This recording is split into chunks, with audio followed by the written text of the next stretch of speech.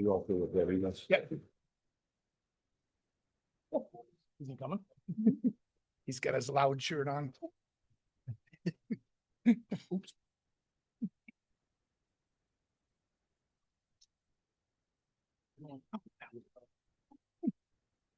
Feelings mutual. Wouldn't be a travel time, that'd be Bible reading. That's fine. It's recording this. Our first reading, Leviticus chapter 19, verse 33 and 34. The stranger who resides with you shall be to you as the native among you, and you shall love him as yourself. I'm an immigrant. I was born in India. By the spring of 1970, my parents and I were living in a tiny one-bedroom apartment in Chicago. By virtue of the Immigration Act of 1965 and my father's PhD, we were eligible for permanent resident status. My father faced a great deal of abuse of the foreigner in his workplace, and my mother was deeply homesick. And we were making plans to return to India.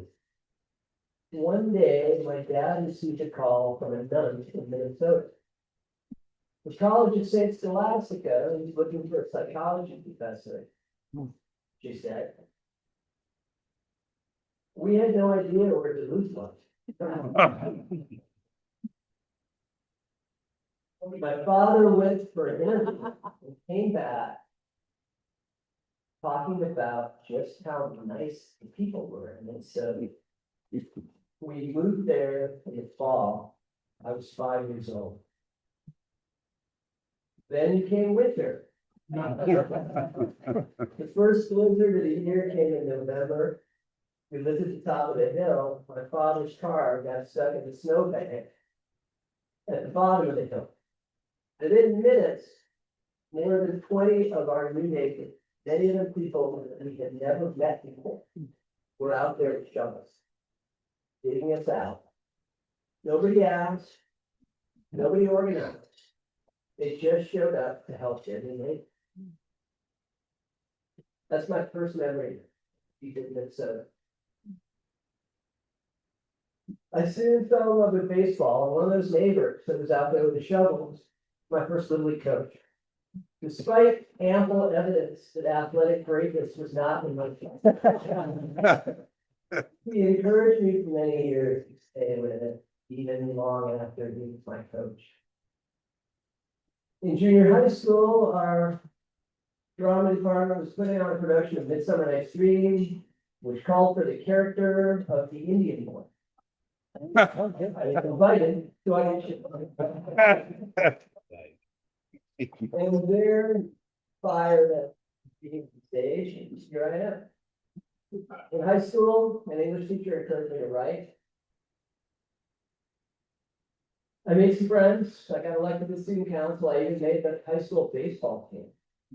And eventually received a generous scholarship from a private foundation in Duluth, which paid for a great deal of my St. Olaf education. All of this is certainly true. But this version of the story is also true. When my family moved to Minnesota, population of the state featured about 2% immigrants. In Duluth, it was more like 0.01% immigrants. Most of my neighbors had never before met foreigners. Most of my classmates had never had a dark skinned friend. And most of their parents didn't know what to make of my family. Much of my childhood was pretty lonely, but I never stopped trying to fit in. And it didn't matter. I was always going to feel like a foreigner. At 8, I decided that I loved McDonald's, refused to eat my mother's Indian cuisine. I didn't recognize it at the time, but it was a kind of a misguided attempt to reject my cultural heritage, try to assimilate it. And it didn't matter. At 12, I was walking through the Mr. Donut parking lot, where a big, tall, older kid came running up to me. He said, "Hey, you're that Indian kid." stay away from my sister, and without warning, poured his milk carton into my front pants pocket and walked away. I wasn't sure who his sister was. It didn't matter. At 15, when 66 Americans were taken hostage in the embassy in Iran, the captain of the basketball team wrote the following inscription in my yearbook. This is your last chance to release the hostages. If you don't, we will pick your Iranian nose until you bleed. I was not Iranian. Didn't matter. Duluth was a great place to grow up. I will always be thankful for the kind people that I met there. But by the time I finished high school, I was ready to go. And a conversation with the charismatic St. Olaf professor brought me here. Ted Vesey was the chair of the math department, coach of the ski team, and was born here and raised here, educated here in Minnesota, kind of guy. He would eventually become my professor, my faculty advisor, my mentor, and my lifelong friend. Ted passed away last August at the age of 87. For those of you that knew Ted, tomorrow we'll be holding a celebration of life in the math building from 4 to 5 p.m. Please come if your schedule will ask. The second reading is from Colossians chapter 3, verse 15. Let the peace of Christ rule in your hearts, since as members of one body you were called to peace. When I arrived at St. Olaf, I felt like an outsider, just like I had in Duluth. I had little money, little imagination about life's possibilities, and worst of all, at St. Olaf, no musical talent whatsoever.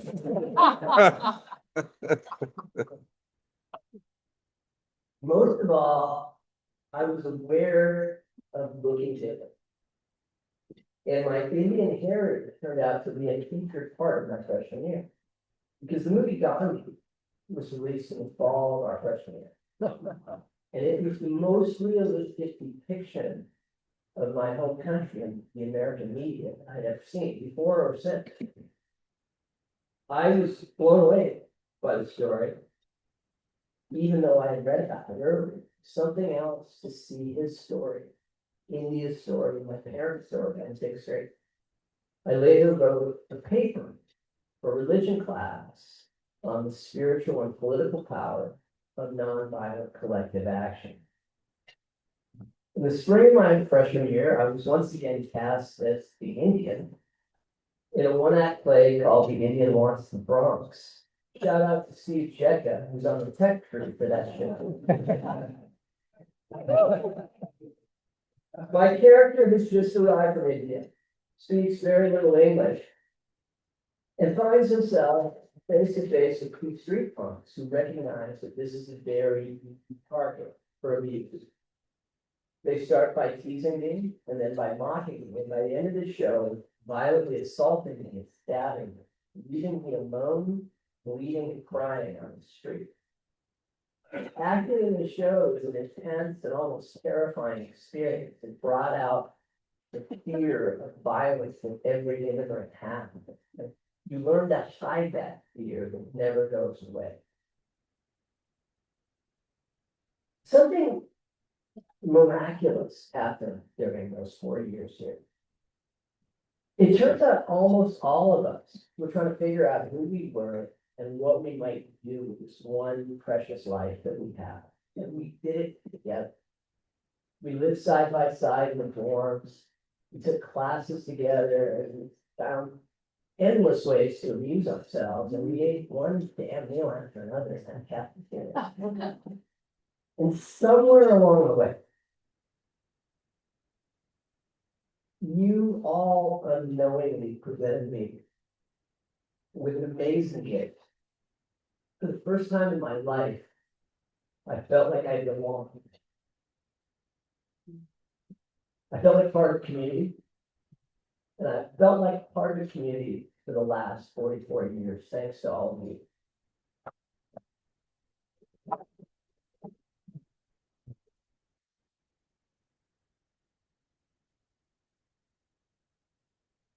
Third Bible reading is from Matthew chapter 22, verse 14. Many are called, but few are chosen.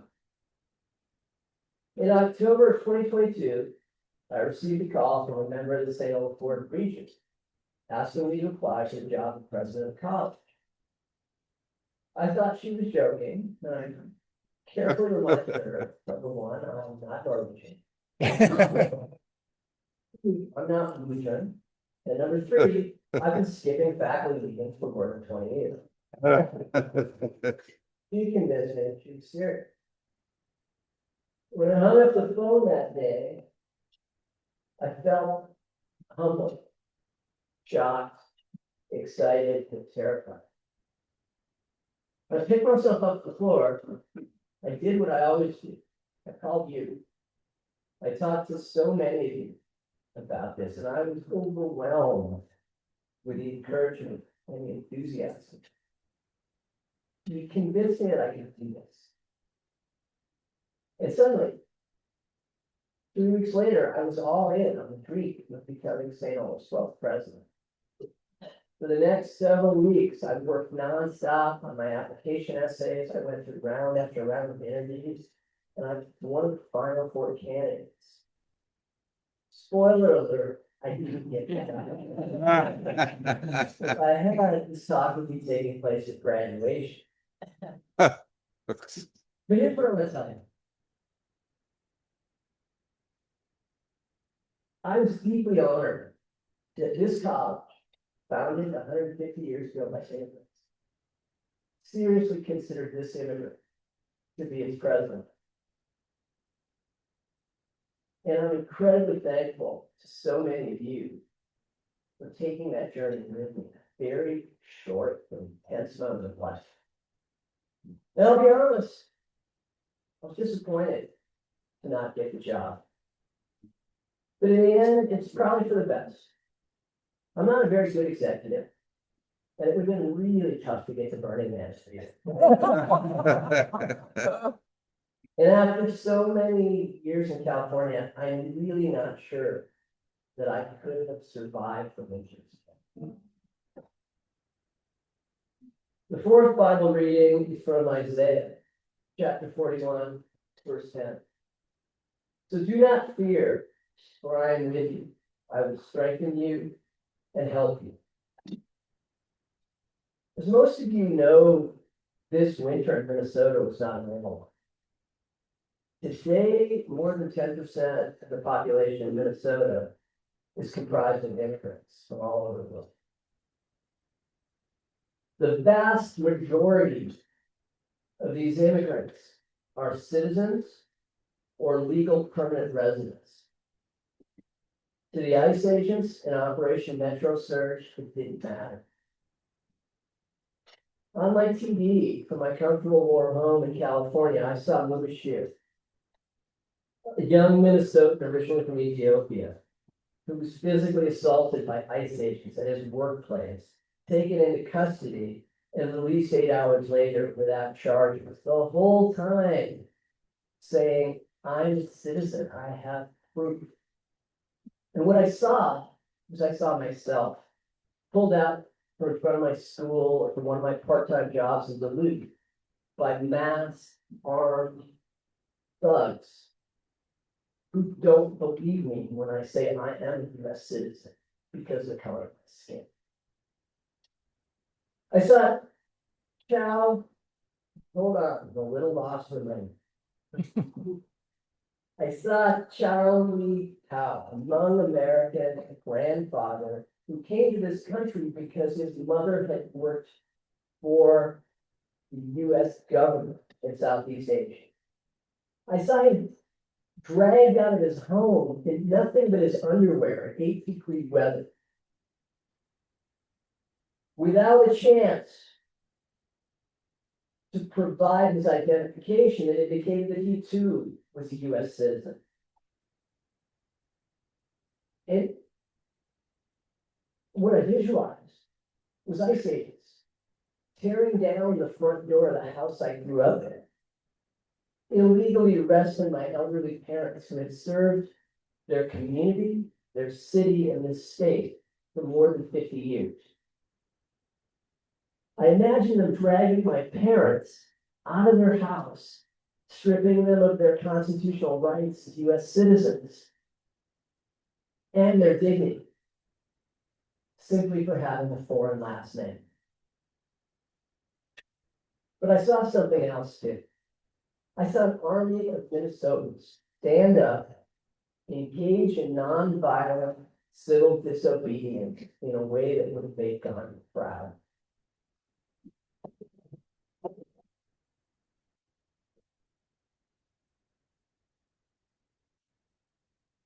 I saw more than 50,000 people marching in 20-degree below zero weather. I saw people organizing patrols and alerts. I saw teachers going to the homes of their students to teach them because it was too great to leave. I saw doctors making house calls, delivering babies. I saw all kinds of Minnesotans, ordinary people doing extraordinary things for their immigrant neighbors. Many of them people they had never met. What I saw was the children and the grandchildren of the neighbors who dug my father's car out of the snowbank in 1970.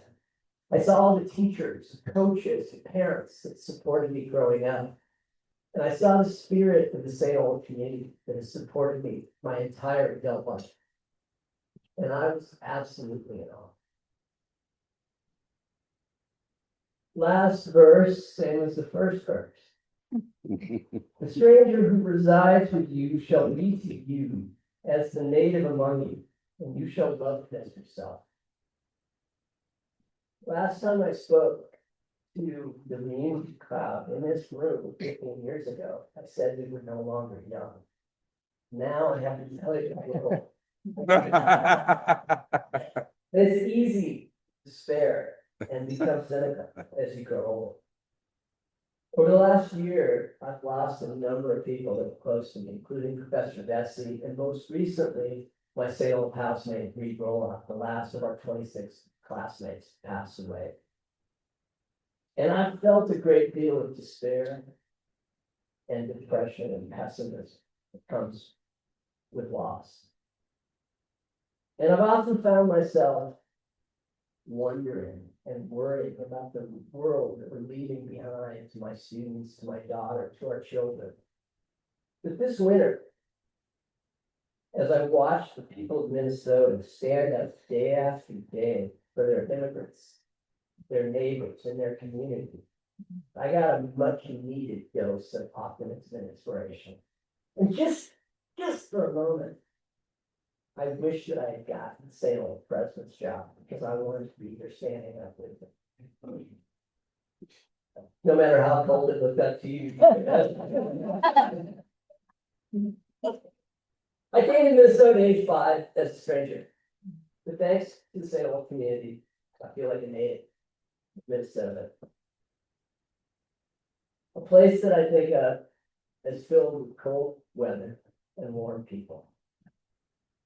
And after what I watched Minnesotans do this winter, I have never been as proud to be a Minnesotan and old as I am today. Thus concludes the chapel talk that I never gave. Big thanks to the reunion committee for inviting me to speak. Thanks to all of you for being here and for listening. And for those of you watching on YouTube, thanks to you too. Yay!